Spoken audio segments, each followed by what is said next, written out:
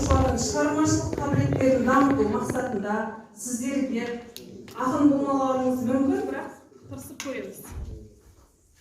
Мынадай шатасқан сөздер бар. Төртеуіңіз бірігіп өлең құрап шығарасыз.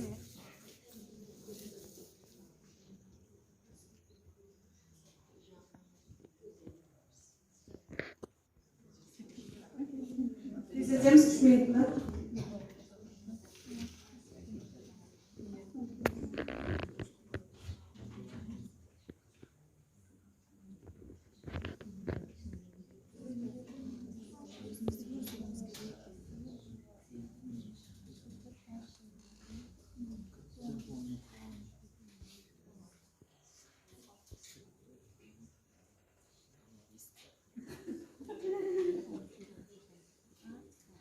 Әзілмен жалғастырамыз.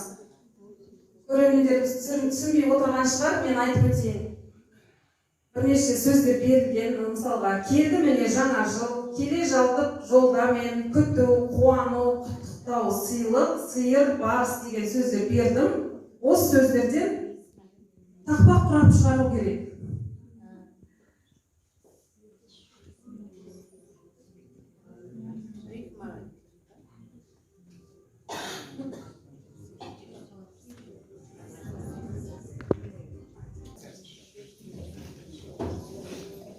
Келді міне жаңа жыл, күттік оны қуанып, сиыр кетіп барыс кеп, құттықтады сыйлықпен, өткен жылға шүкір деп күтемін алға қуаныш.